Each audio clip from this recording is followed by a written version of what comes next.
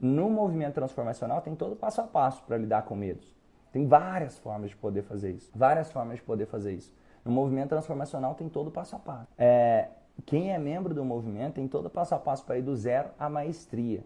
Na área do desenvolvimento humano, na hipnose transformacional, para ajudar outras pessoas. Inclusive, para quem está assistindo essa live aqui nesse momento, se você quiser entrar para o movimento, lá dentro tem do zero à maestria na arte de trabalhar com a hipnoterapia, de se tornar um terapeuta, de poder usar esses princípios na própria vida.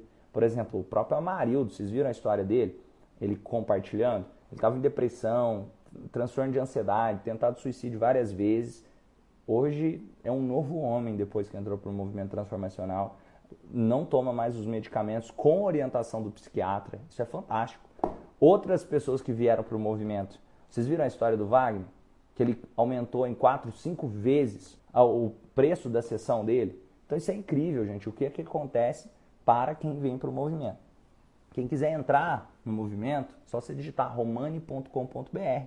Vai lá, faz sua inscrição, Movimento Transformacional. Dá acesso a toda a biblioteca de treinamentos nossa, do Instituto Romani.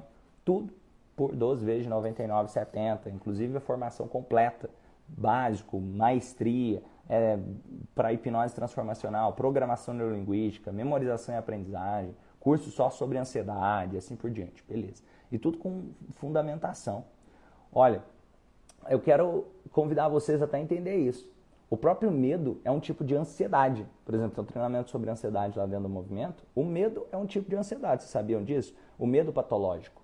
Por quê? A ansiedade tem a ver com aquela perspectiva de futuro. Quando a pessoa tem uma fobia, ela cria a ideia de futuro, onde ela não tem recurso para lidar com o que pode acontecer. Ela diminui a crença dela sobre o que ela é capaz e aumenta o perigo do meio externo.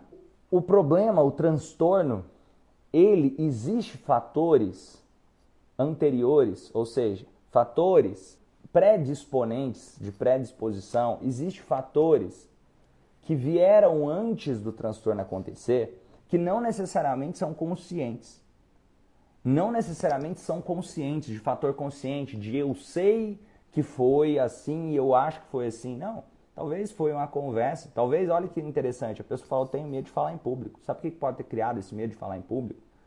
A fobia social. Sabe o que pode ter criado a fobia social? Sua mãe, quando você era pequeno, falar que você era muito bonitinho porque você era quietinho.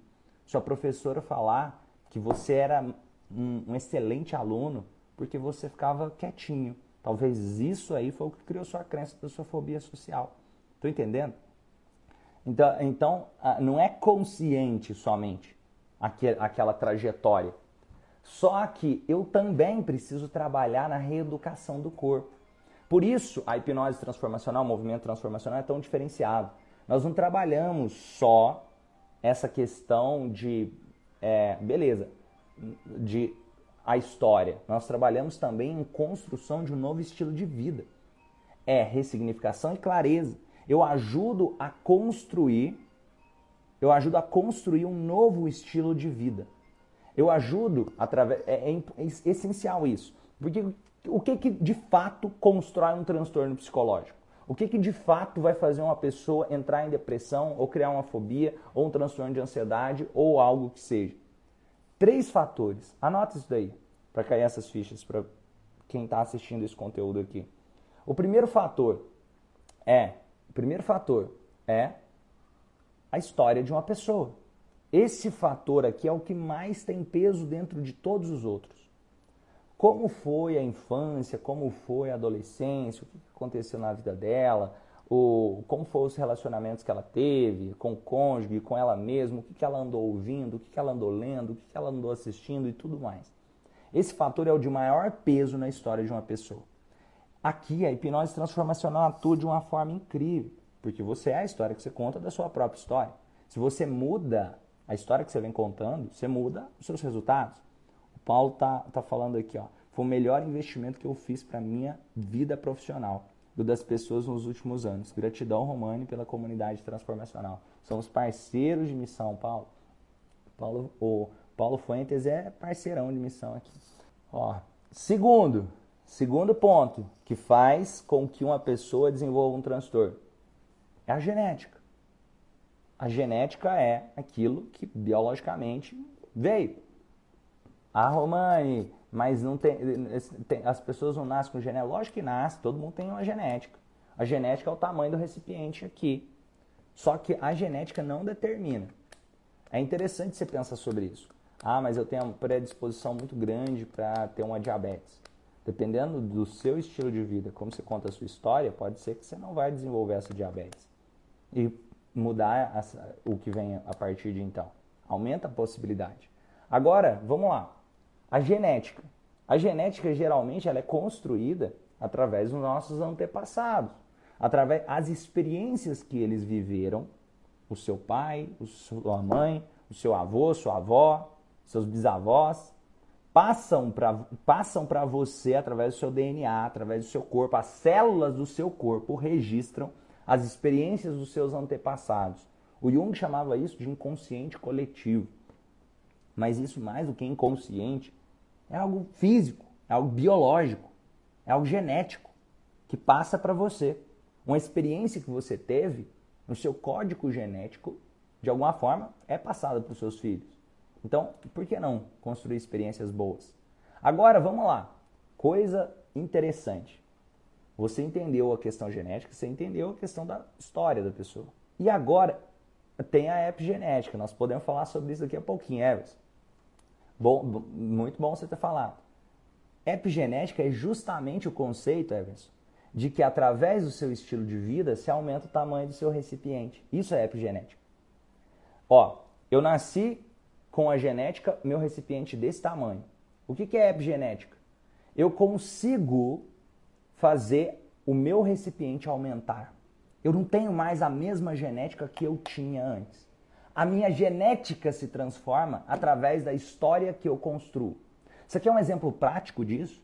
Você libera cortisol quando você vê alguém estressado na sua frente. A química do seu corpo muda quando você olha para algo que te causa estresse. Você está entendendo? Isso geneticamente transforma o seu corpo.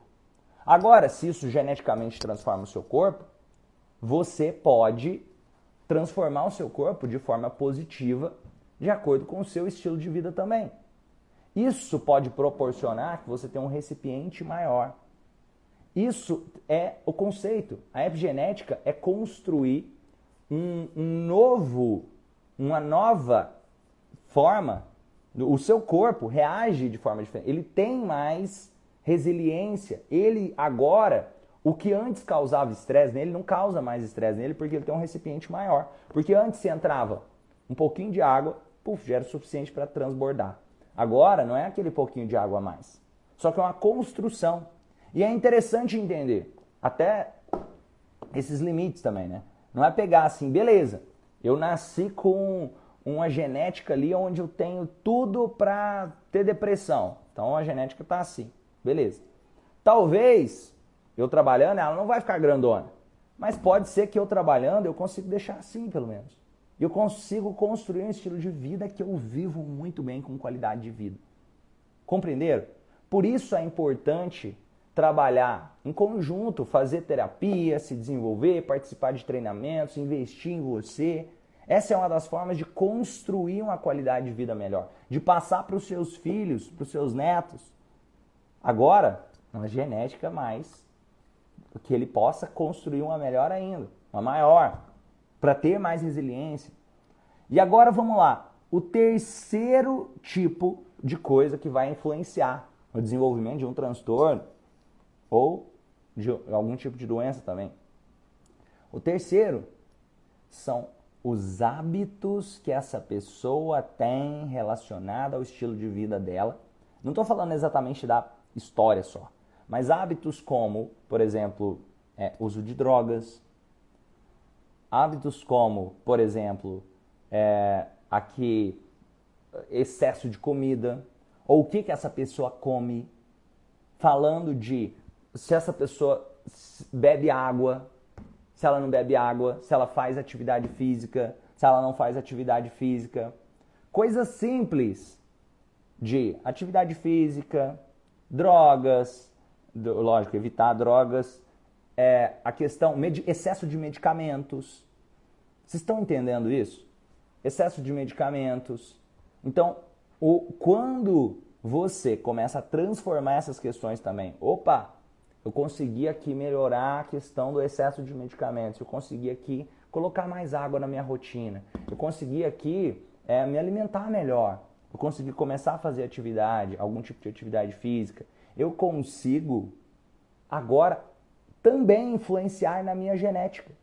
Através dos meus hábitos, eu consigo construir um novo recipiente.